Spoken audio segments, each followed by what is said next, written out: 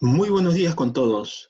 En este video tutorial de la semana 11, sesión práctica, vamos a tratar de un tema sumamente importante que tiene que ver con el lenguaje académico y que está íntimamente vinculado con el tema que vimos la semana pasada en nuestro video tutorial de la solidez argumentativa. Eh, Espero que aquellos que no han visto el video, por favor lo vean, para que puedan comprender mejor este nuevo tema.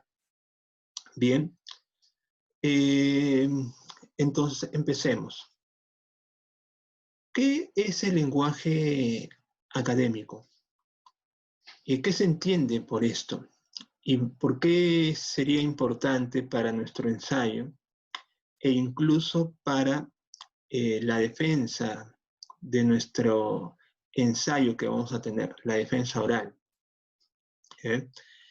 Estamos viendo acá una famosa obra del pintor italiano Rafael Sanzio, que se llama La Escuela de Atenas, que fue producida a principios del siglo XVI y que está representando pues a esta pléyade famosa de pensadores, de filósofos. Oye, más que tratar el tema de la filosofía, quería remitirme al concepto de academia, porque justamente tiene un origen en este mundo clásico. Ustedes saben que la academia es esta comunidad, ¿no es cierto? Nosotros al comienzo del curso también hablamos de comunidades académicos o comunidades discursivas. Entonces, la importancia de este espacio público llamado academia es que, como todas las comunidades, tiene sus propios principios, sus normas que regulan los comportamientos, los usos y las formas en que las personas integrantes de la comunidad interactúan. Eh, entonces, manejar el lenguaje académico tiene que ver con reconocer los elementos que intervienen en esa situación comunicativa. ¿De acuerdo? Entonces, ¿cuáles son esos elementos que intervienen en esa situación comunicativa para que el texto que estoy construyendo se desenvuelva de manera eficiente y eficaz? Hagamos un breve ejemplo para reflexionar al respecto. Tengamos un fenómeno, digamos. Estamos en la época de la pandemia, ¿no? Yo salgo a la calle y cometo el error de quebrar el toque de queda. No me di cuenta, me metieron preso. ¿Cómo tú contarías este evento, por ejemplo, a un amigo, y cómo lo contarías a un juez? ¿Sería lo mismo? De repente a un amigo, porque yo tengo más confianza con mi amigo, podría utilizar un lenguaje coloquial, un lenguaje familiar, ¿no es cierto? Y podría decir simplemente, pucha, me agarró el tombo, acá estuve caminando, estuve lateando ahí con mi batería, con mi causa, y me pasó eso. Pero frente a un juez, ¿uno utilizaría el mismo lenguaje?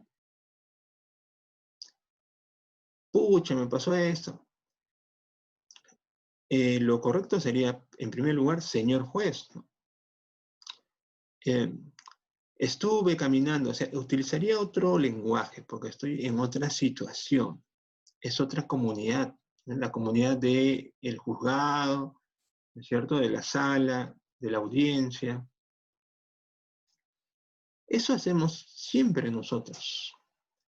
Todas las personas cambian de registros, no hablan de la misma forma con su amigo o con un niño, por ejemplo, con los niños. A veces utilizamos otras palabras más sencillas. Con los amigos otra, con nuestros padres otra. Y de la misma manera en el lenguaje de la universidad. Ahora, más que una dicotomía entre lenguaje cotidiano y lenguaje académico, hay que reconocer que el lenguaje cotidiano se maneja registros orales, ¿no? Otro ejemplo, a veces a nosotros los profesores nos escriben correos y, por ejemplo, un alumno dice, profesor, ¿me podría enviar el material del curso? Y uno a veces se queda así pensando, porque primero, el alumno a veces de repente no diferencia en que un contexto oral es un contexto más inmediato, face to face, es decir, el propio contexto oral del salón de clases, por ejemplo, explica muchas cosas. El alumno no me tiene que decir de qué sección es, de qué curso es, a qué material se refiere. Pero en cambio, cuando me dice por correo, profesor, ¿me puede enviar el material del curso? Entonces uno se queda con signo de interrogación. Porque primero, ¿de qué curso es? A veces enseñamos más de un curso, ¿no? Dictamos más de un curso, entonces no sé a qué curso estaría, tendría que buscar mi registro. Y qué material también se refiere. Se dan cuenta que el lenguaje escrito no es inmediato, está separado por la distancia. Y por eso cuando uno escribe, tiene que llenar esos vacíos que están presentes en la escritura. No hay un salón de clases, no hay un contexto. Uno tiene que construir el contexto. ¿De acuerdo? Entonces hay que pensar en el receptor. Tenemos que darle las referencias adecuadas, ¿no? Por eso a veces nosotros con Jonathan le hacemos comentarios. ¿A qué te refieres? ¿Podrías aclarar esto? Hay que ponerse en el lugar del receptor. Eso es importante. Bien, entonces, la destreza tiene que ver con moverse, pues, ¿no? De un registro familiar, ¿no? No está mal hablar de manera coloquial, pero en la propia situación. Y la destreza es saber reconocer las situaciones. ¿De acuerdo? Bien. Ahora, entonces podríamos llegar a una definición que el lenguaje académico es un tipo de lenguaje formal, crítico y situado dentro de una comunidad académica o institucional. Se distingue del lenguaje oral o cotidiano porque emplea una serie de recursos o estrategias léxicas, gramaticales y pragmáticas para ganar eficacia. Características del lenguaje académico. Vamos a ver en este corto video tutorial algunas de las características principales. Alta densidad léxica, nominalizaciones, precisión léxica, marcadores, normativa académica. Veamos cada una de ellas. Alta densidad léxica. Acá nos referimos con alta densidad léxica. A ver, este cuadro nos puede ayudar a comprender eso. Para comprender la alta densidad léxica del lenguaje académico, comparemos con el lenguaje oral.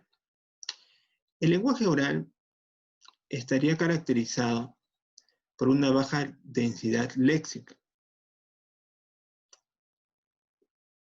por un lenguaje subjetivo, por un vocabulario coloquial y por una alta complejidad gramatical. En cambio, el lenguaje escrito estaría caracterizado por una alta densidad léxica, por un lenguaje impersonal, postura objetiva, vocabulario especializado y baja complejidad gramatical. A ver, alta densidad léxica quiere decir de que hay una buena o una alta proporción de palabras contenido por el número de oraciones. ¿Qué quiere decir palabras contenido? Las palabras contenido son, por ejemplo, los sustantivos, los verbos, los adjetivos, los adverbios. Es decir, hay una alta cantidad de estas palabras contenido que le dan una carga semántica al lenguaje. Y estas palabras contenido se diferencian de las denominadas palabras función. Es decir, por ejemplo, las preposiciones, las conjunciones y otras partículas, ¿no es cierto? Como los relativos que o los demostrativos, ese. Estas palabras funciones no tienen la carga semántica de las palabras contenido. Entonces, a mayor palabras contenido, mayor densidad léxica. ¿De acuerdo? Entonces, y a mayor palabra función, es decir, a mayores preposiciones, conjunciones, demostrativos, una densidad léxica baja. Veamos un ejemplo. Lenguaje oral. Simplemente porque no conviven con diferentes razas y no quieren ver la realidad que ocupan y necesitan de las demás identidades como los hispanos. Vemos que acá hay, si sumamos, hay 24 palabras. Y de las 24 palabras, tenemos las que están en negritas, 10 palabras contenido. 10 palabras contenido.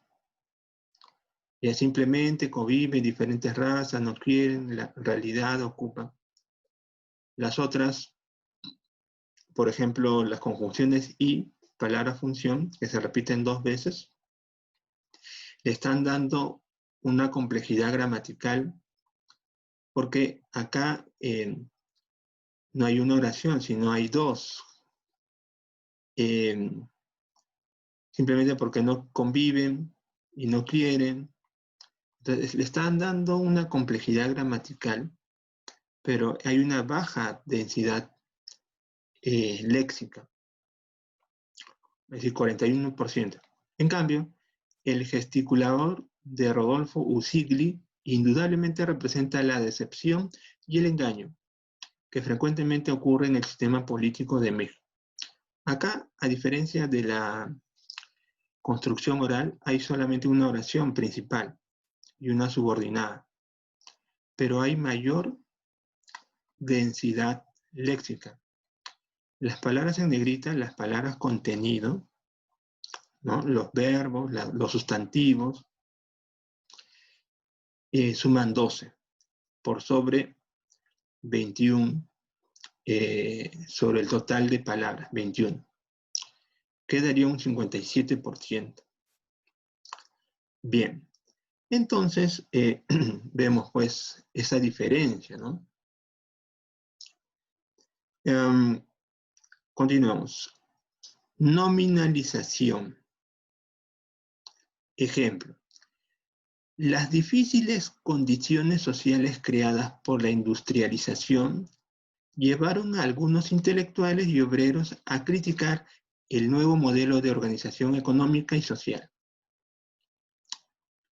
Se dan cuenta que todo lo que está subrayado es una frase, ¿cierto? Igual lo que está subrayado debajo, el nuevo modelo de organización económica y social. ¿Qué quiere decir nominalización? Quiere decir que el lenguaje académico también se caracteriza por sintetizar en estructuras nominales buena parte de la información. Una estructura nominal o una frase nominal se caracteriza porque tiene como núcleo el sustantivo, ¿no es cierto? Entonces, por ejemplo, lo que está subrayado acá es una nominalización porque esto de acá se podría haber construido como una oración. Fíjense abajo, las estructuras subrayadas son nominalizaciones que, desempaquetadas, equivaldrían a las siguientes estructuras verbales. La industrialización creó, este es el verbo, difíciles condiciones sociales. En cambio, acá se presenta como una frase nada más, que está cumpliendo la función de sustantivo. Las difíciles condiciones sociales creadas se están nominalizando por la industrialización. Y el otro, el nuevo modelo de organización económica y social. Acá dice, ha surgido un nuevo modelo de organización económica y social. Esta construcción oracional se ha nominalizado en esta frase. Entonces, todo se ha podido decir en una sola oración. ¿Se dan cuenta? Entonces, hay una síntesis informativa que se ha ganado gracias a este recurso de la nominalización. Dos oraciones se han convertido en una sola. Entonces, la nominalización no solamente sintetiza la información, sino también le da cierta complejidad a la estructura oracional del lenguaje académico. Bien, este es un ejemplo tomado del material del curso, por si acaso. Sigamos entonces la precisión léxica. Veamos un ejemplo tomado de la vida real. En el área donde se encuentran los enfermeros, médicos, emergencistas que atienden a los pacientes de COVID-19, los médicos deben ser minuciosos en su protección, ya que tiene que tener como precaución los fluidos corporales que emite el paciente infectado, dice la OMS, debido a cómo los estornudos o situaciones en las que tosen.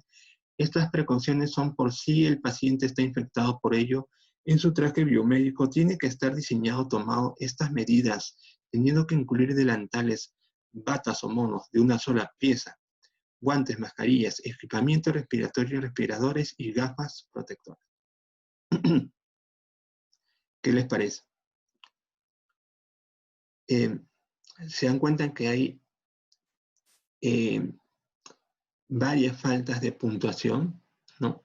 En primer lugar, no hay ningún punto seguido. Luego faltan comas, ¿no? Las comas de conector, por ejemplo, incluso los puntos. Debería haber puntos para construir oraciones independientes. Y aparte hay varias redundancias y sobre todo imprecisiones léxicas. Imprecisiones léxicas. Y eso le resta al texto, le resta la capacidad de comunicar de manera efectiva. Por eso también con Jonathan les preguntamos, ¿a qué te refieres? ¿Qué pasa? ¿Podrías explicar esta parte? ¿Cierto? Entonces veamos que repite varias palabras, que hay que evitar las palabras baúl. ¿Y cuáles son las palabras baúl? Esas palabras que son tan usadas y tan ambiguas y generales que generan mucha imprecisión en el lenguaje. Por ejemplo, tiene, está repitiendo varias veces, tiene, ¿no es cierto? Acá también tiene, ¿ya? Palabras como hace. Ustedes también cuando van a exponer en el salón de clases o vía digital, uno no dice, voy a hablar sobre No, uno dice, voy a disertar, voy a exponer, ¿no es cierto? Entonces, de la misma forma también, en el lenguaje oral académico, porque hay oralidad académica, uno tiene que escoger bien las palabras. ¿De acuerdo? Acá, entonces, también hay falta de información en el área. ¿En qué área? ¿Mm? Ya, entonces vamos a ver una versión corregida de eso para ver el tema de la precisión léxica. Entonces, lo que está en verde está mejorando la precisión. Dice, en el área, acá en el área UCI, ¿no es cierto? Faltaba especificar ahí. O sea, el área de la unidad de cuidados intensivos. Ahora, es recomendable siempre explicar entre paréntesis la sigla, ¿no? Porque no todo el mundo conoce. ¿Ya? Entonces, cuando entre médicos hablan, oye, y la EPP no está adecuada, entre ellos se puede entender, pero si escriben un texto de difusión que otros lectores, no necesariamente médicos, van a leer, entonces es necesario pues, explicar. EPP significa equipo de protección personal. Igual ustedes deben pensar de que no solamente se están dirigiendo a personas especializadas en su carrera, sino también a público en general. Bien, acá entonces vemos que se especifica, después el personal de salud está ganando en precisión léxica también, porque ya no, en el otro texto se está hablando enfermeras, médicos, emergencistas, y se puede eso precisar en simplemente personal médico. Acá también, como señala el protocolo de la OMS, como señala. Entonces, acá, arriba decía, como, dice la OMS, dice, o sea, es una palabra baúl, ¿no? Imprecisa. Ya podría ser como advierte, como señala, como indica. Y finalmente, en otros términos, el equipamiento sanitario. Equipamiento sanitario. ¿Eh? Está reuniendo y está sintetizando a todo ese grupo de palabras que hablaba sobre delantales, batas, guantes, ya todo eso, mascarillas, todo eso se podría sintetizar en equipamiento sanitario. Y se podría explicar, ¿no es cierto?, si es que uno desea mascarillas, guantes o gafas, ¿no? Pero primero sintetizo y luego puedo explicar. Bien. Entonces vemos, y además vemos que esto está mejorando el tema de la puntuación, ¿no? En el anterior texto veíamos incluso doble causalidad, ¿no es cierto? Ya que, sin coma, debido, doble causalidad en una sola frase, ¿de acuerdo? Entonces ahí incluso mal uso de gerundios por acá, pero esta versión ya está mejor sintetizada, con mayor precisión léxica y utilizando bien la puntuación. Entonces se deja leer, ¿cierto? Más claro. Bien, ahora, marcadores textuales. ¿Qué cosas son los marcadores textuales? Son los que permiten organizar el texto.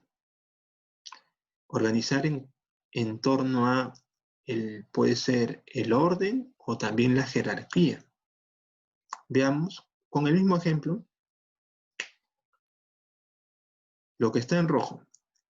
En principio, ¿no? Entonces, eso da la imagen de un escritor que está queriendo organizar el texto. En principio.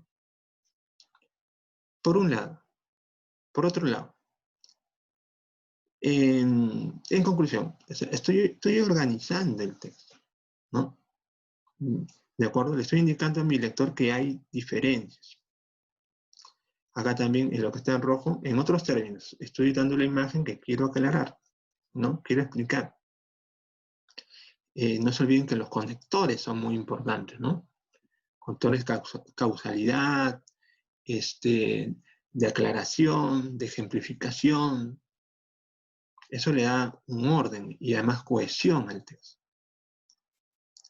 Esos son los marcadores textuales. Bien. Y por último, la normativa académica. ¿Qué quiere decir esto?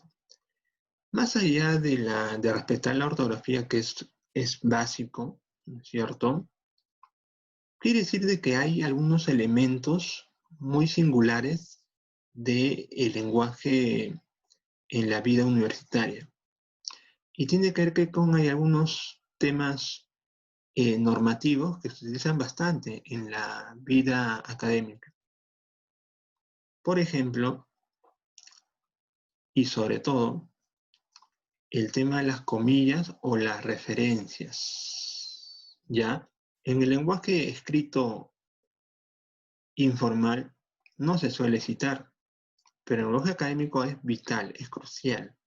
Las citas, los diferentes usos de citas que ya han visto con Jonathan, ¿cierto? Las citas literales, los parafraseos, y hay que ubicar bien al autor, si es que quiero resaltarlo, quiero ponerlo en la referencia, ¿de acuerdo? Las citas. No solamente uno al citar está respetando la propiedad intelectual del otro autor, sino también está dando solidez, fundamentación a nuestros textos.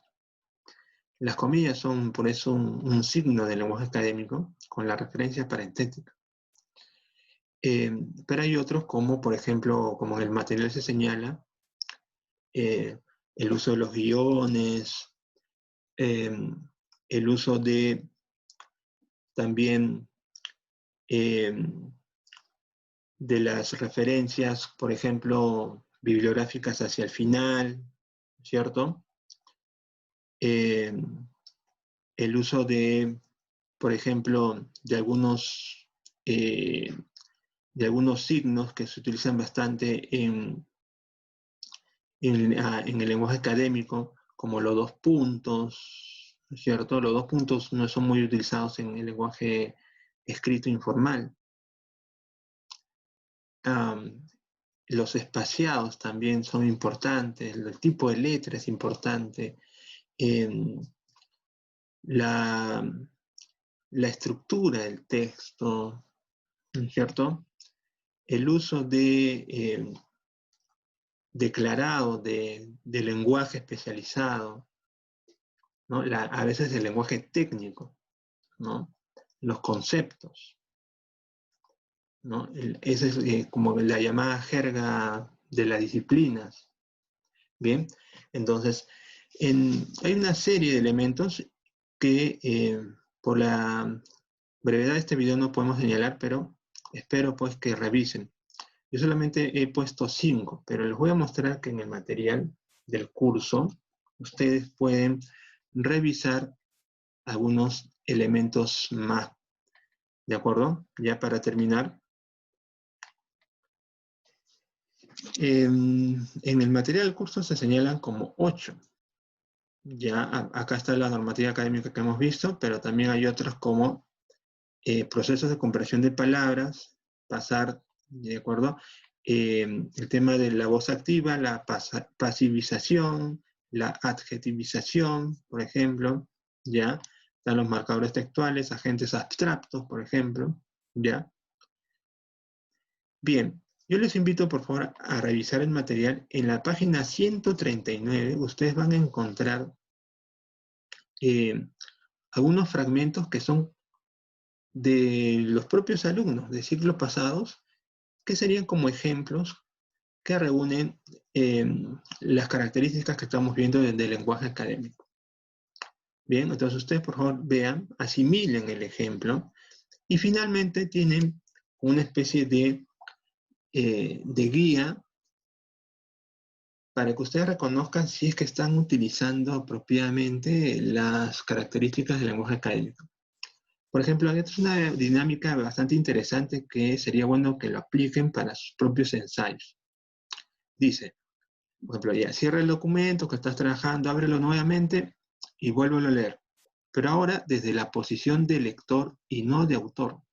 Imagina que eres tú docente y lo evaluarás. Puedes plantearte las siguientes preguntas para tu evaluación. ¿Los párrafos de mi ensayo presentan solo un punto al final del párrafo?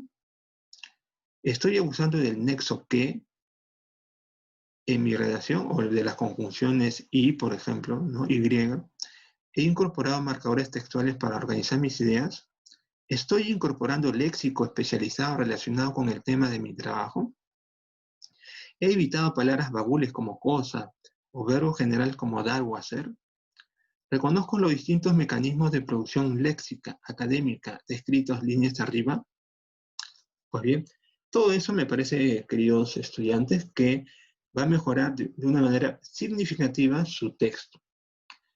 Entonces, ha sido todo por este video y nos estamos conectando el día jueves. Bien, cuídense.